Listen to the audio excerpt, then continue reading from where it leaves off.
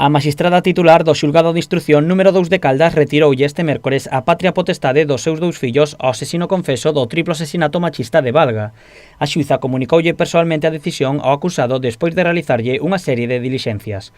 Ao xulgado tamén acudiron os menores de 4 e 7 anos que en ningún momento se atoparon co seu pai. Fontes xudiciais confirmaron que un grupo de expertos tomou testemunho aos pequenos con todas as garantías para evitar que teñan que declarar no xuízo oral. Esta dilixencia se realizou velando pola súa seguridade e para protexer o seu testemunho, xa que os nenos son as únicas testemuñas do acontecido.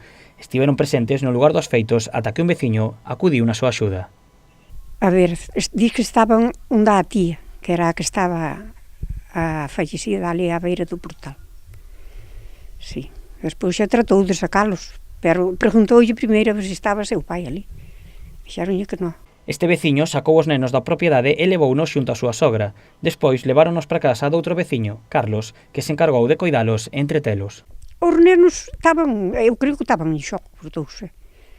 Incluso xa lo oín desir da escuela, que non podían ir á escuela.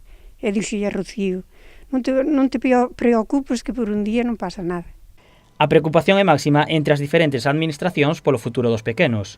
A Asociación Amigos de Galicia anunciou que acudirá como acusación popular na defensa dos menores involucrados no caso.